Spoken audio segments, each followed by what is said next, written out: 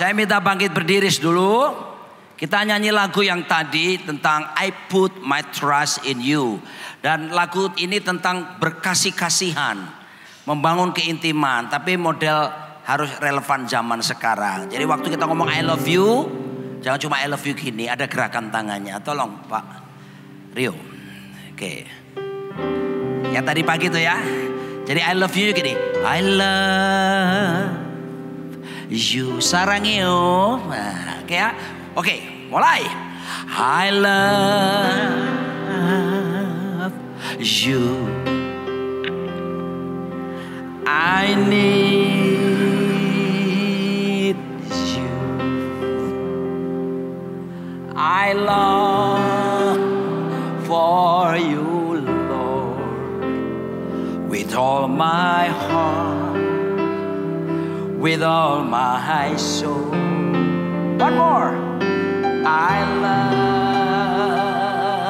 you. I need you. I long for you, Lord. Tangannya, with all my heart, with all my soul. I love you, Lord. You may be seated. Saya akan menyampaikan sesuatu yang paling sering disalah mengerti, paling sering salah pahami, dan paling sering kadangkala saya temukan membuat orang percaya bingung untuk mengetahuinya. Apakah itu? Tema yang akan saya sampaikan kelanjutan daripada Thy Kingdom Come, yaitu apa? Thy will be done. Jadilah kehendakmu. Saya akan berbicara selama beberapa menit ke depan tentang bagaimana pentingnya kita menghidupi kehendak Allah di dalam hidup setiap kita. Saya mulai dengan satu pertanyaan. Pertanyaan sederhana. Next slide. Berapa banyak di antara saudara bisa menentukan sendiri saudara lahir dari keluarga apa dan suku mana serta bangsa mana? Tidak ada satupun. Saya dilahirkan dari orang tua saya, papa saya orang Jawa asli, kulitnya hitam. Mama saya orang Manado, kulitnya putih. Maka lahirlah seorang laki-laki dengan kulit yang seperti ini, gabungan hitam dan putih. Dan saudaraku, jadinya apa? Ya, Yahudi. Secara rohani ya. Nah, saya disebut kalau orang Chinese bilang iniren. Saya menikahi seorang wanita Nancy Limantono, keturunan Tionghoa, Chinese, Jungkoren. Dan melahirkan 3 orang anak, David yang akan jadi salah satu pembicara sebentar di workshop, Tirsa dan Tevi. 3 anak saya disebut campuren. Saya tidak bisa memilih lahir di keluarga yang bagaimana. Semuanya atas penentuan Tuhan. Kita dilahirkan di sebuah suku, di sebuah keluarga, itu atas kehendak Tuhan. Coba renungkan baik-baik. Begitu kita lahir dalam kehendak Tuhan. Dan make sense, masuk akal sekali. Sepanjang hidup kita seharusnya kita hidup di dalam kehendak Tuhan. Yang percaya berkata, sebab Alkitab berkata bagi kita yang telah ditebus, Alkitab berkata begini, hidupku bukannya aku lagi, tapi Yesus dalamku. Betul enggak? Hidupku bukannya aku lagi, tapi Yesus dalamku. Kamu telah dibeli dan harganya telah lunas dibayar, dibeli dengan harga yang mahal. Jadi saudaraku, mau berbicara tentang kehidupan, saya harus beritahu terus terang kepada setiap kita saudaraku, di dalam Kristus there is no private ownership in the kingdom of God. Tidak ada kepemilikan pribadi. Semua kita ini miliknya Tuhan. Seharusnya seumur hidup kita driven by the will of God. Kita digerakkan, kita dikendalikan sepenuhnya seharusnya oleh kehendak Allah di dalam hidup setiap kita. Seharusnya sebagai anak-anak Tuhan, kita lahir, kita hidup, kita mesti punya tendensi yang kuat. Apalagi orientasi yang kuat, kecenderungan yang kuat di seluruh aspek hidup kita ini. Untuk apa? Mentaati kehendak Tuhan. Saudara, kita hidup tidak bisa lepas dari kehendak Tuhan. Maybe you can say, oh, I already received the freedom, ya, apa yang disebut dengan free will. Oke, Anda berpikir Anda punya kehendak bebas? Saya setuju. Miles Monroe pernah mengajar. Dia datang ke sini sekian tahun yang lalu. Dia berkata, the precious gift from God to mankind is free will. Pemberian yang berharga dari Tuhan kepada manusia adalah kehendak bebas. But also the most dangerous gift from God to mankind is free will.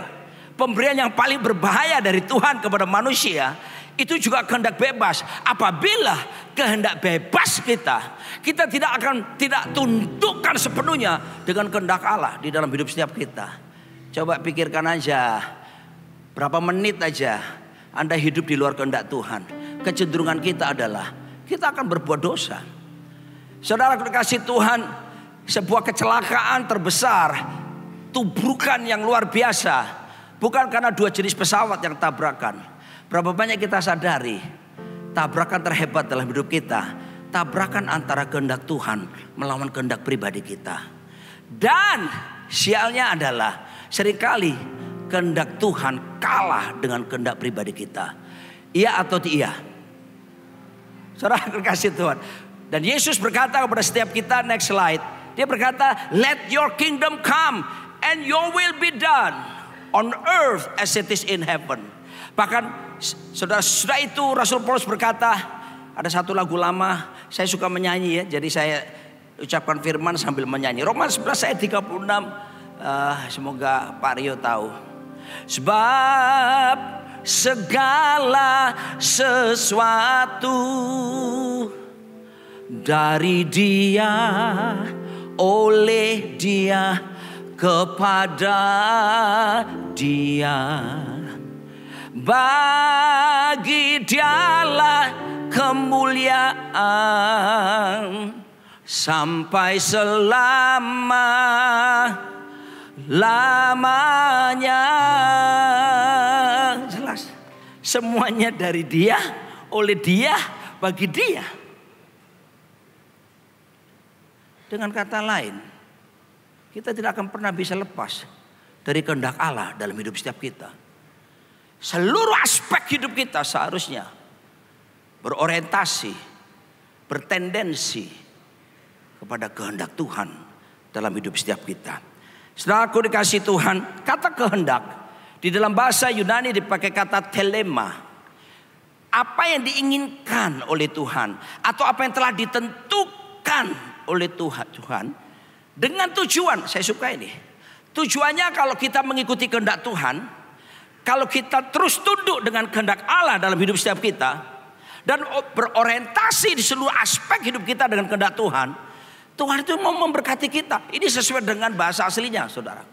Dia rindu untuk memberkati kita melalui Yesus Kristus. Arti berikutnya adalah kehendak Allah itu merupakan pedoman, tapi juga kehendak Allah merupakan perintah dalam hidup kita. Bagi orang yang mengasihi Tuhan, yang namanya perintah itu sesuatu yang disukakan untuk melakukannya, karena berusaha untuk menyenangkan seseorang yang mencintai Dia. Saya percaya kita sudah tidak ragu lagi bahwa Yesus Kristus mencintai kita. Yang percaya berkata amin. Semua yakinkan saudaraku.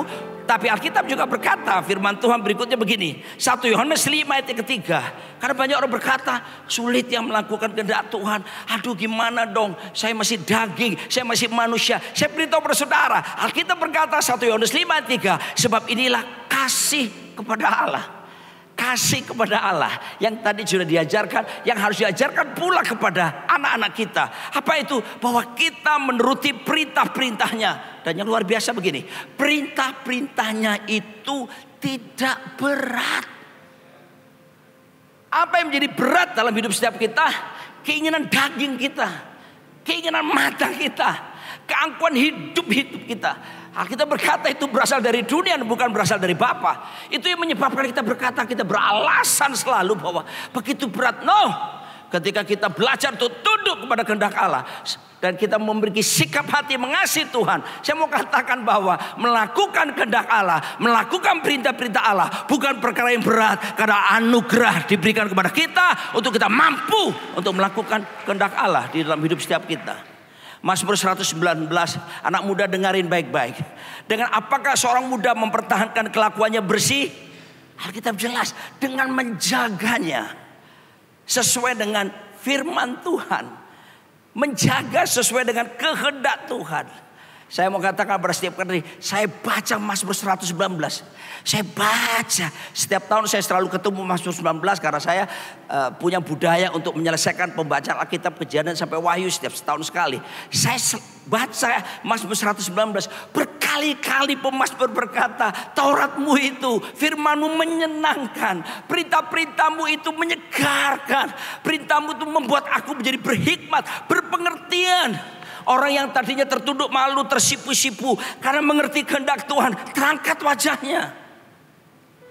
Saudaraku dikasih Tuhan, menyenangkan perintah Tuhan, membuat orang jadi bijaksana. Tetapi hati-hati saudaraku, pengabaian terhadap kehendak Allah ada konsekuensi logis yang harus dihadapi. Hati-hati dengan pengabaian. Konsekuensi yang pertama apa? Kalau kita mengabaikan firman Tuhan, mengabaikan kehendak Tuhan dalam hidup kita. Yang pertama saudaraku, doa kita tidak akan pernah dijawab. Doa didengar, Allah Tuhan maha mendengar. Tapi jangan pernah doa kita dijawab. Jangan pernah berharap. Sebab 1 Yohanes 5 ayat yang ke-14 berkata, dan inilah keberanian percaya kita kepadanya, yaitu bahwa ia mengabulkan doa kita jikalau kita meminta sesuatu kepadanya menurut kehendaknya. Not our will, but His will. Saudara kekasih Tuhan Yesus Kristus, beberapa orang memanipulasi Tuhan, beberapa orang tanda petik memaksa Tuhan. Mereka berpuasa, mereka berkata doa puasa pasti Tuhan jawab. Tunggu dulu. Banyak orang berpikir bahwa dengan doa puasa dia bisa merubah hati Tuhan, dia bisa merubah keputusan Tuhan. Saya memberitahu saudara, puasamu tidak merubah keputusan Tuhan. Puasamu tidak akan merubah kehendak Tuhan. Justru dalam berpuasa sesungguhnya yang terjadi adalah kita ini menyelaraskan, kita ini menyesuaikan supaya kehendak kita, kemauan kita tunduk sepenuhnya. Lewat proses puasa itu tunduk kepada kehendak Tuhan. Amin. Nah saudara kehendak Tuhan, hati-hati. Jadi kenalilah dan ketahuilah kehendak Tuhan. Itu akan menolong kita, memberi kepastian doa-doa kita akan dijawab. Yang berikutnya, kalau kita abaikan kehendak Tuhan, yang terjadi apa? Kita tidak akan pernah diakui pelayanan kita sehebat apapun oleh Tuhan. Dalam Matius 7 ini kan ada almarhum Billy Sumantri membuat lagu yang bagus sekali, kunci C. Dia berkata seperti ini. Tiba saatnya hari terakhir, banyak orang yang berseru kepada Yesus. Ngapain mereka? Hebat. Mereka bernubuat dan mengusir setan, mengadakan mujizat demi namanya. Lihat ini, bukannya orang yang berseru Tuhan, Tuhan, yang kan masuk ke dalam kerajaan sorga. Bukannya orang yang berseru Tuhan, Tuhan, melainkan yang menurut kehendaknya. Perhatikan saudaraku dikasih Tuhan. Mari kita renungkan sungguh-sungguh. Kita melayani Tuhan atas dasar kehendak pribadi atau kehendak Tuhan. Kita melayani Tuhan berharap sesuatu tentang popularitas, tentang keuangan, atau melakukannya karena kehendak Tuhan. Betty, do you know Betty? Beda-beda tipis, man. Oleh sebab itu betapa pentingnya. Setiap kali saya ketemu ayat ini tiap tahun, saya selalu berhenti. Tak, lalu saya diam. Dan saya berdoa begini, Tuhan, jangan sampai aku ada dalam posisi seperti mereka. Anugerah-Mu menolong saya. Udah capek-capek pelayanan, mendemonstrasikan kuasa Allah. Tapi kemudian ketika meninggal dunia, karena ini nubuatan yang akan datang, Yesus bilang gini, I never knew you, depart from me, you who practice lawlessness. Ngeri saudaraku.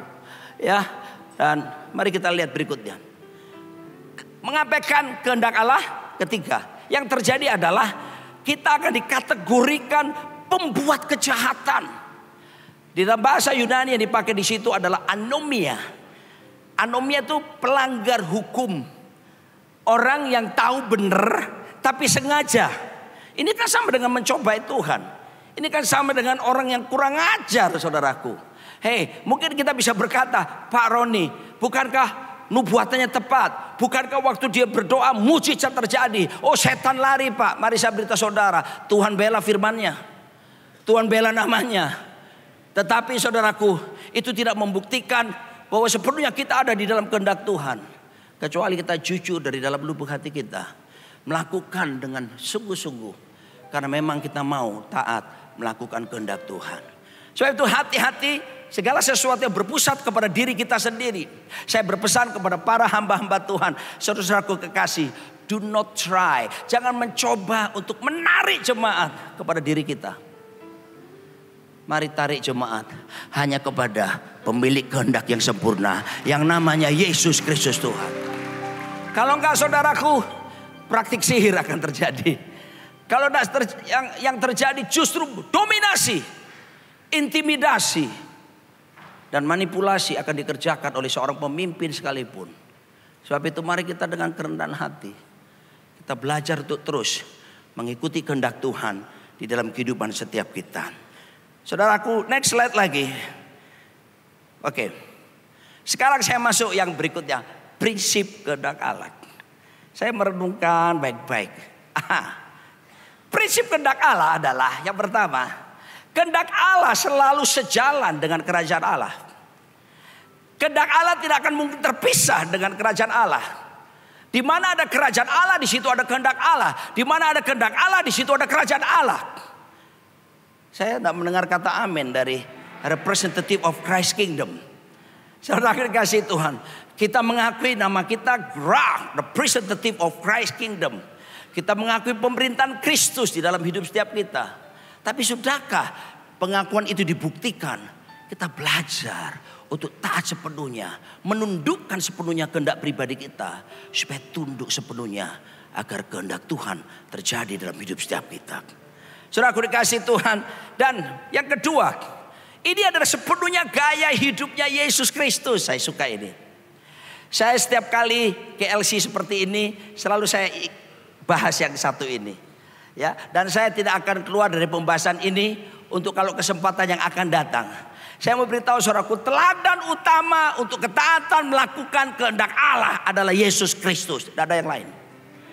Amin. Di dalam Yohanes 4:34 berkata, kunci A. Nyanyi lagi. Haleluya. Makananku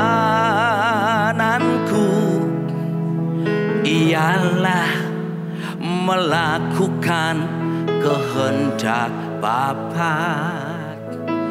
Makananku ialah menyelesaikan pekerjaannya. Itulah Yesus, saudaraku. Yesus tidak punya agenda pribadi sama sekali. Coba renungan baik-baik. Yesus bahkan, ini yang banyak dilakukan oleh orang-orang di luar sana, memiliki agenda tersembunyi. Oh saudaraku dikasih Tuhan, no. Agenda Yesus cuma satu, to do the will of his Father. Melakukan kehendak Bapa, tapi sekaligus menyelesaikannya. Saudaraku dikasih Tuhan, dan yang saya lihat, Kenapa Yesus penuh kemenangan? Yesus tak pernah jatuh dalam dosa. Yesus tidak pernah gagal. Dia 100% manusia. Ada kesempatan untuk bisa berbuat dosa. Tapi memang dia 100% Allah. Tetapi saya mau katakan pada saudara, salah satu cara yang membuat Yesus terus berkemenangan adalah dia sanggup mengalahkan penguasa dunia karena ketaatannya kepada kehendak Allah. Justru dia mampu segala kekuatan dunia dapat dikalahkan. Mari kita bersama-sama meminta anugerah Tuhan. Meminta anugerah supaya kita tetap dalam ketaatan. Supaya dengan demikian saudaraku, godaan apapun di sekitar kita, kita oleh anugerahnya sanggup mengalahkannya karena ketaatan penuh kepada kehendak Tuhan. Saudaraku, next slide lagi. Dan ketika seseorang melakukan kehendak Allah, secara prinsip ini dia sedang berjalan dalam tujuan-tujuan Tuhan. Dia menyatakan kehidupannya sedang berjalan kepada tujuan Tuhan. Cara memudahkan kita, mungkin saya tidak boleh pakai kata memudahkan. Cara terbaik buat kita untuk bisa mencapai tujuan Allah dalam hidup setiap kita, tentunya adalah mentaati kehendak Allah. Kehendak Allah akan membawa Anda kepada tujuan akhir, tujuan utama kenapa kita diciptakan oleh Tuhan. Ketidaktaatan akan menyelewengkan Anda dan mengalihkan Anda dari rel kehendak Allah yang menuntun kepada kesempurnaan, Christ likeness. Di Jakarta kami ada pekerja, seorang pilot pesawat pribadi dari konglomerat. Dia dulu adalah pilot dari SQ puluhan tahun. Dia bilang kepada saya, Pak Roni, dalam dunia penerbangan ada istilah 160 rule. 160 rule, apa itu? 160 rule adalah begini. Bila seorang pilot terbang, sejak dia berangkat, dia kurang memperhatikan sistem navigasi dengan baik misalnya. Dan dia sejak terbang, saudaraku, 1 derajat aja dia melenceng dari tujuannya di sana. Maka setiap kali dia terbang sejauh 60 mil, maka penerbangan itu akan melenceng dari tujuan akhir 1 mil. Begitu dia terbang 120 mil, dia akan semakin melenceng dari tujuan 120 mil.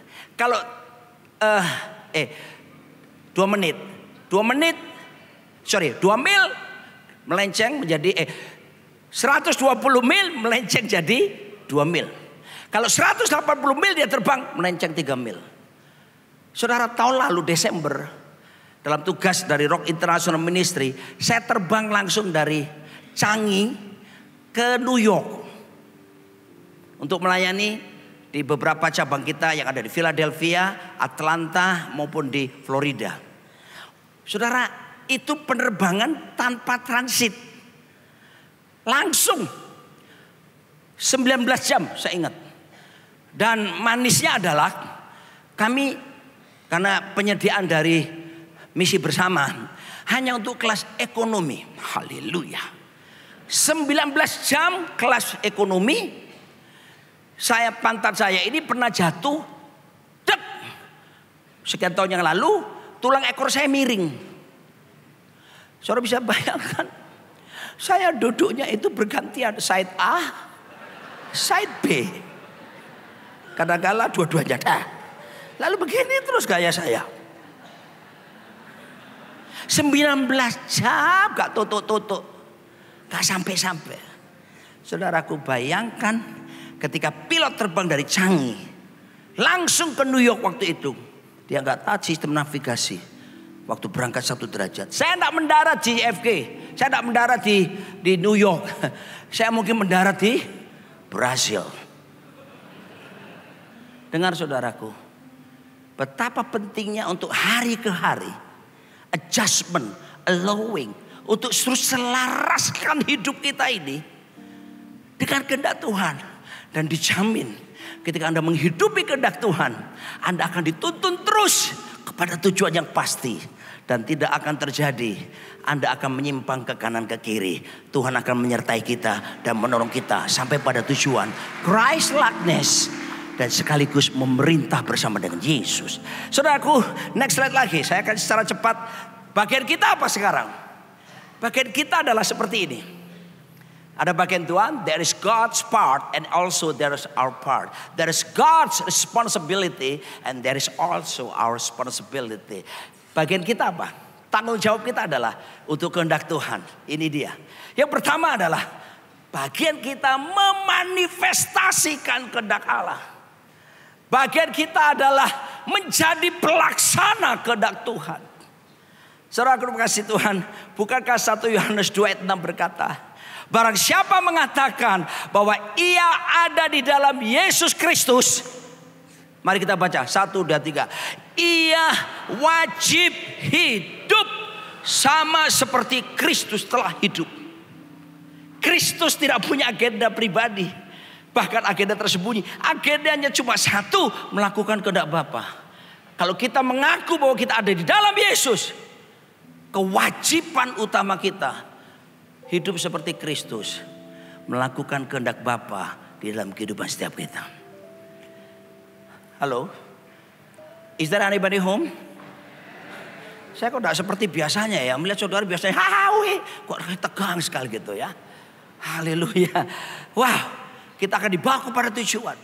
By the way, saya waktu Pak Arifin kasih tahu bahwa akan mengundang Pastor Peter Tanci dari Filipina. Ya sempat sesudah itu saya mikir. Pak Arifin bilang, cari tahu di YouTube, ini linknya. Saya langsung buka. Oh, sebelumnya soalnya saya punya pengalaman tidak enak di Filipina. Saya tidak sebutkan maskapainya ya, siapa tahu ada bekerja di situ. Saya dengan istri saya itu mau mengunjungi anak-anak di California. Lalu ya kita cari pesawat yang paling murah. Ya. Ketemu satu pesawat yang mesti transit di Manila. Saya sudah sebutkan penerbangannya apa, maskapainya apa. Ini ada kode etik penerbangan yang harus dijaga. Betul murah sekali, nggak sampai 1.000 US pulang pergi. Sahabat berdua. Apalagi kalau ada unsur bayar dewe. Saudara, kami terbang. Transitlah di Manila. Begitu transit di Manila, saya terkejut, keluar dari pesawat, paspor kami diminta. Diminta paspor, suruh nunggu, lalu harus lewati X-ray sekali. Saya harus melewati 3 kali X-ray. Itu betul-betul pengamanan terketat di dunia. Yang saya heran, kenapa paspor diminta? Waktu keluar paspor diminta, saya baru sadar. Handphoneku kari. Handphone ketinggalan di pesawat. Lalu saya bilang ke petugas, excuse me, saya mau ke pesawat. Handphoneku ketinggalan. Petugasnya bilang enak sekali. Oh, ketinggalan. Biasanya sudah diambil orang. Please help me. Ayo, tuntun aku ke sana. Sorry sir, cannot. Sudah saya tunggu. Ya Tuhan, sudah lenyaplah sudah. Lenyap sudah saudaraku. Ya, padahal mungkin itu memang waktunya harus hilang karena istri saya paling gak suka itu berhala saya, saudara. Ya. Makanya tadi waktu diajari tanya, ya apa yang kamu tidak suka? Ya dia bilang handphonemu kurangi ya, nah itu ya hilang sudah. Saudaraku, setelah itu saudaraku aneh. Ini internasional pertama kali saya alami. Koper semua yang transit dari Indonesia, bukan cuma Indonesia, dari negara lain, kopernya dikeluarkan semuanya. Saudara tahu kita bawa 4 koper gede-gede, 2 koper kecil. Yang bawa makanan banyak, bumbu-bumbu kan, rawon lah, nasi goreng lah, apa. Itu, aduh saudaraku, dibuka sama petugasnya, dipanggil. Ini punya siapa? Punya siapa? Lalu dibuka, 4 koper dibuka semua. Rasanya transit tidak perlu dibuka kan? Kalau tas biasa gini oke lah, bisa mencurigakan di X-ray. Ini yang sudah di bagasi. Sudah. Saya bilang ini aneh ya gitu ya. Lalu kemudian selesai itu suruh naik bis. Pindah terminal. Saya pikir tunggu sebentar saudaraku. Nah, itu yang namanya petugas saya tanya. Wah iya. Saya tanya, ini kenapa kok lama sekali? Patient. Enak awakmu jawab sabar-sabar aku iki lho.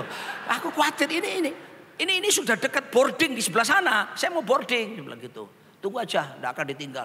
Ya sudah, saudaraku. Ya sudah gini. Penumpang yang lain ngomel juga tuh. Bule-bule juga ngomel. Jangan pikir Indonesia tuh bule ngomel. Langsung naik bis kan. Waktu sampai naik bis itu juga diperiksa lagi, turunnya X-ray lagi. Lah opo sih? Jadi 1, 2, 3 kali diperiksa X-ray. Dan kemudian saya baca gate A misalnya, gate nomor sekian. Maaf saudaraku ya, terminalnya itu saudaraku, itu kayak modelnya kayak di daerah-daerah gitu ya, padahal internasional. Jadi saya dapat waktu itu saya berkata, Jokowi hebat. Lebih bagus terminalnya Soekarno-Hatta waktu itu ya. Saudaraku, habis itu kita mau pesawat. Loh, paspornya bagaimana? Loh, iya kan paspornya dipegang mereka. Tahu-tahu saudaraku, dapat juga itu loh, airport penuh gitu, dipanggil satu-satu. Nancy Limantono,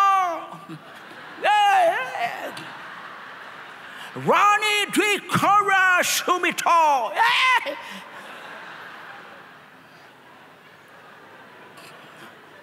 Saya jengkel waktu itu. Iki opo sih Filipina. Jadi waktu saya dengar nama Peter Tanci diundang Pak Arifin, saya betul-betul perhatikan YouTube-nya pelajarannya saudara. Ternyata hari ini semua pandangan Filipina hilang yang jelek. Syami pemirsa, I'm so blessed. Pastor Tansi, I love you, sarangeu. Nah, saya singgung kenapa saya cerita ini. Kita itu kadang-kala urusan remeh gini, mungkin sudah berkata, sok rohani, kenapa enggak berdoa ya? Kelihatannya urusan tiket kok berdoa. Mari saya beritahu saudara, buat keluarga kami, walaupun tuh tiket harganya tidak sampai $1.000, itu pengeluaran besar buat kami. Makanya saya berkata, iya ya, kok malah pertama keputusannya cari yang murah. Kenapa? Kamu lihat saya pandangannya gitu? Oh langsung aja. Saya lihat kok istri saya cemas gitu melihat saya. Tugas kita memanifestasikan kehendak Allah. Yang percaya berkata amin. Orang bertanya, di mana kehendak Allah? Enggak jauh. It's already inside of you. Because the center, the owner of the will of God is already inside of you. Kehendak Allah bukan di luar sana, Pak. Saat Ibrani 8:10 berkata, maka inilah perjanjian yang kuadakan dengan hukum kaum Israel. Sesudah waktu itu demikianlah firman Tuhan, aku akan menaruh hukumku dalam mana? Akal budi mereka dan menuliskannya dalam hati mereka. Maka aku akan menjadi Allah mereka dan mereka akan menjadi umatku. Saudaraku, kurang apa lagi? Tuhan sudah tanam di sini, tapi memang harus diaktifasi dengan cara apa? Kunci G. Baca kitab suci, renungkan tiap hari, renungkan tiap hari. Baca kitab suci, baca kitab suci, renungkan tiap hari kalau mau tumbuh. Ketika kita membaca firman, Yeremia berkata, Yeremia 16, apabila aku bertemu dengan perkataanmu, maka aku, ini dia, menikmatinya. Saya sama istri saya ini karena besar di Surabaya. Jadi waktu kami mendarat minggu malam di sini kemarin, yang pertama dari airport itu mendarat jam 9:30 malam. Pertama yang kami cari apa? Soto ayam, katsu, apa jenenge, cakman. Minggu malam makan soto ayam tanpa nasi, menjaga diet. Selesai. Nginep di Hotel Haris, panitia sediakan di situ. Senin pagi kita cari makanan yang Apa saudaraku? Soto ayam lagi. Kenapa? Enak, murah, enak. Oke, makan. Saudara, tadi malam setelah menikmati berkat firman Tuhan, saya makan banyak. Tiba-tiba saya lapar. Dan kami ketiga kalinya ke soto ayam yang tadi malam.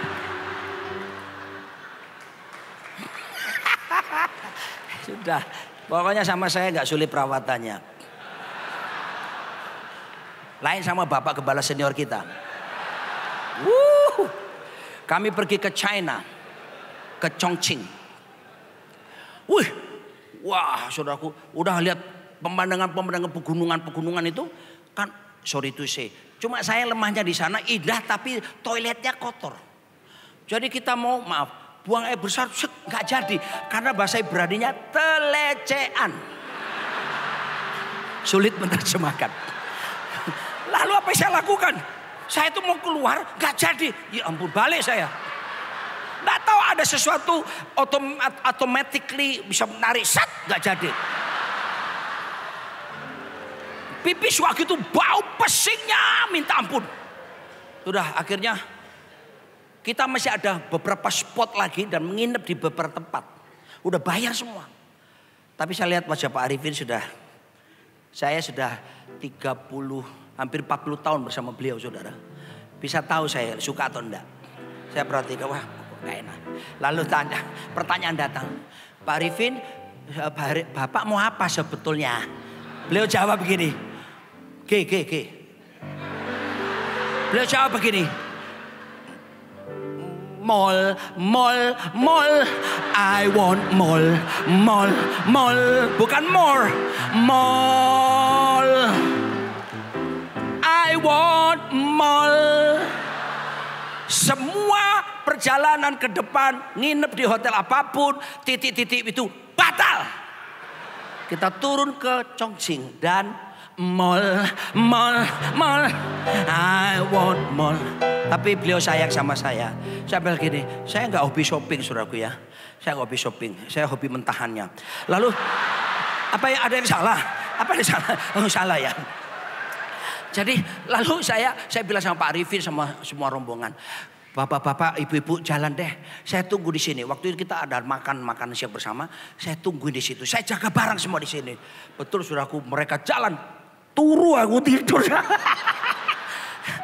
1 jam kemudian saya baru bangun. Pak Arifin datang bawa banyak. Roni, Pak sudah belanja, sudah selesai. Gini Roni, karena kamu penjaga, kamu patut mendapat upahnya. Saya dibelikan baju. Saya pikir selesai, beliau keluar lagi belanja lagi. Oh haleluya, glory.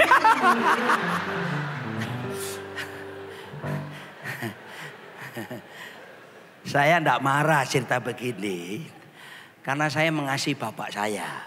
Dan saya tahu bapak saya mengasihi saya. Tandanya apa? Dibelikan banyak hal. By the way, handphone hilang tadi, tidak kembali. Tapi ketika bapak saya mendengar, handphonemu hilang. Iya Pak. Langsung tergeraklah hatinya oleh belas kasihan.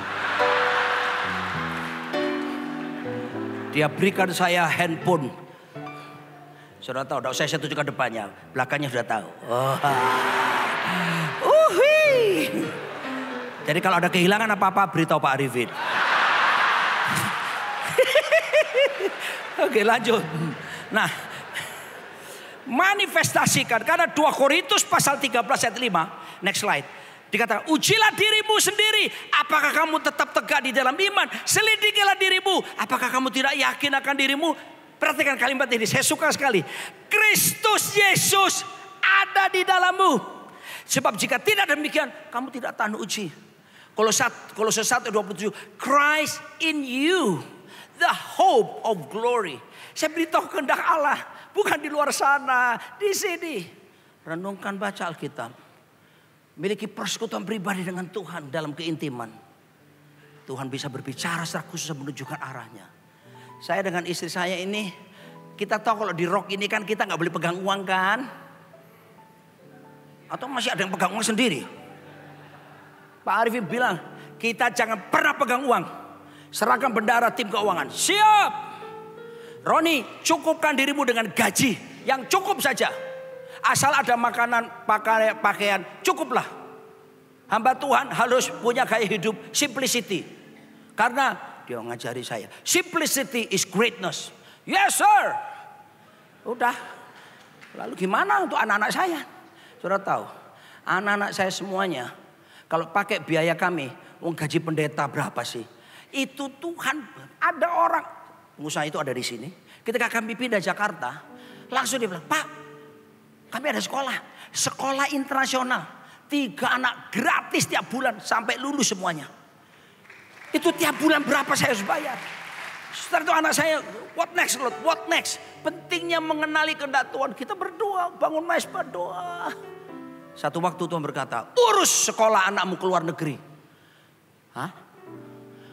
Saya bangunkan David. Fit, bangun. Tuhan bilang, urus sekolah kamu ke luar negeri. Langsung bangun tuh, browsing internet. Pinter dia. Dia pilih Amerika. Luar negeri, Timor Leste ya luar negeri. Malaysia luar negeri. Jauh, uangnya gimana? Gak cukup gaji bulanan. Percayalah saya. Mari saya beritahu. But if you follow the will of God in your life, penyediaan akan disediakan oleh Tuhan. Jehovah Jireh. Singkat cerita saudaraku, David bisa lulus MBA di Los Angeles, Amerika Serikat. Dibiayai Tuhan. Anak kedua lulus Master Professional Counseling, lulus juga. Anak ketiga barusan bulan lalu saya ke sana, lulus master juga, dibiayai Tuhan semuanya. Kita berdoa seringkali nangis, kok bisa ya Tuhan? Saudara, rahasianya sederhana. Jangan keluar dari kehendak Allah. Ikuti kehendak Allah. Jangan khawatir, Tuhan menyediakan semua yang kita kerjakan. Amin, saudaraku dikasih Tuhan. Dan Pastor Peter, my daughter, juga disebutkan lulus di 5.000 orang menyaksikan.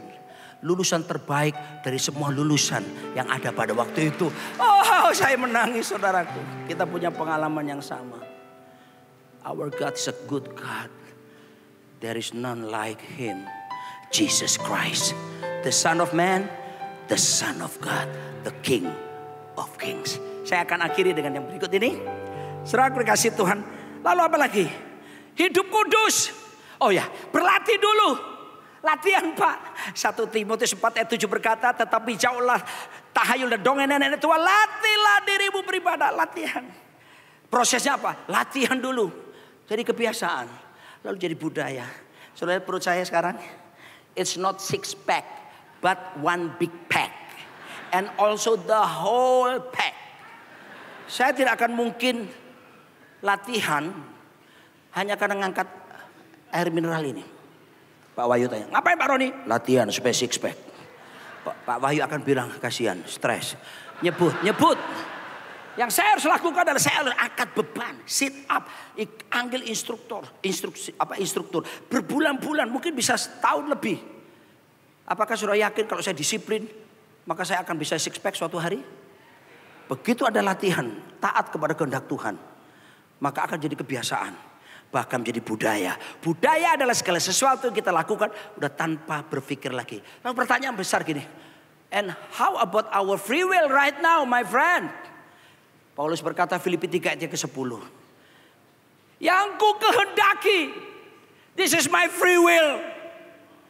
Kehendak bebasku adalah mengenal dia dan kuasa kebangkitannya dan persekutuan dalam penderitaannya, di mana aku menjadi serupa dengan dia di dalam kematian. Itu kehendak bebas kita.